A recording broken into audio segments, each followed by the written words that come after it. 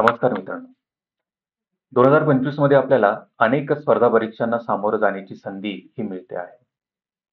त्याचं कारण 2024 मध्ये एक राज्यसेवा परीक्षा आणि काही 1-2 सरळ सेवा परीक्षा सोडल्या, तर तितक्याशा जाहिराती येताना काही आपल्याला दिसल्या नव्हत्या.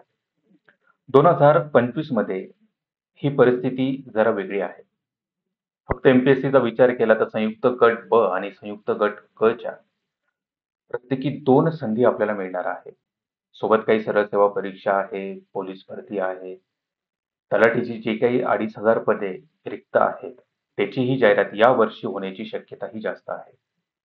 मित्रांनो, संधी जरी अनेक असल्या, तरी या संधीचं दडपण आपल्या अभ्यासावर नेहमी होत असतं. कधी अभ्यास होत नाही, कधी रिव्हिजनला पुरेसा वेळ मिळत नाही. सारखं असं वाटत असतं, की आपला अभ्यास बाकी आहे, काहीतरी राहून गेलं. म्हणून मी तुमच्याकरता काही लेक्चर्स बनवत आहे, जेणेकरून तुम्हाला त्याचा फायदा तुमच्या अभ्यासात होईल. मित्रांनो, कुठल्याही स्पर्धा परीक्षेमध्ये जर यश मिळवायचं असेल, तर 3 विषयांवर कष्ट घेणे हे जास्त गरजेचं असतं. मराठी व्याकरण, इंग्लिश ग्रामर, गणित बुद्धिमत्ता.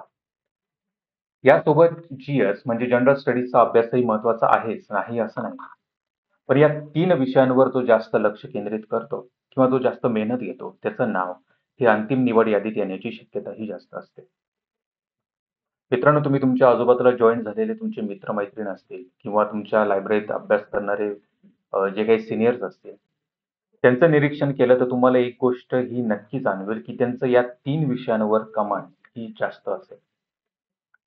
मित्रांनो, म्हणून आपल्या या प्रवासाची सुरुवात आपण एका अशा विषयाने करणार आहोत, ज्याचा फायदा हा तुम्हाला फक्त सरळ सेवा परीक्षेमध्येच होईल असं नाही, तर तो राज्यसेवा परीक्षा, संयुक्त गट ब, क या परीक्षा सोबतच पोलीस भरतीमध्ये पण होणार आहे. मित्रांनो, आपल्या अभ्यासाची सुरुवात आपण मराठी व्याकरण या विषयापासून करणार आहोत. त्याचं कारण आता राज्यसेवेची मुख्य परीक्षा जवळ येते. सोबतच अ, संयुक्त गट ब ची मुख्य परीक्षा ही जूनच्या शेवट आहे आणि पोलीस भरती तर येतच आहे. मित्रांनो, म्हणून आपण आपलं जे लक्ष आहे ते आपण या मराठी विषयावर केंद्रित करू, जेणेकरून या सर्वांना याचा फायदा होईल. तुम्ही करायचं काय? लेक्चर बघताना तुमच्यासोबत वही आणि पेन असायला पाहिजे. तुमच्या स्क्रीनवर जी काही माहिती दिसेल, जे काही मुद्दे दिसतील, ते तुम्ही तुमच्या वहीमध्ये लिहून घ्यायचे.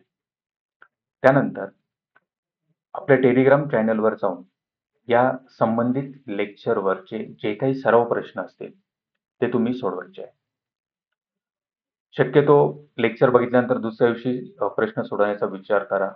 कारण नुकतंच तुम्ही लेक्चर बघितलेलं असतं, त्यामुळे जे काही सर्व व्याख्या असतील, जे काही महत्त्वाचे मुद्दे असतील, ते सर्व तुमच्या लक्षात असतात.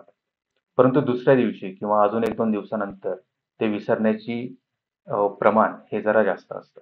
त्यामुळे लेक्चर बघितल्यानंतर दुसऱ्या दिवशी तुम्ही टेलिग्राम चॅनलवरील आपले सराव प्रश्न सोडवण्याचा प्रयत्न करा.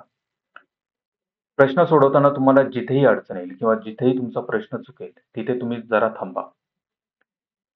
तुम्ही ज्या नोट्स काढलेली जी वही आहे, ती वही उघडा आणि जो प्रश्न तुमचा चुकला आहे किंवा जिथे तुम्हाला काहीतरी कठीण वाटत असेल, तर तो भाग फक्त तुमच्या वहीमधून तेवढाच भाग, तेवढाच मुद्दा हा वाचा.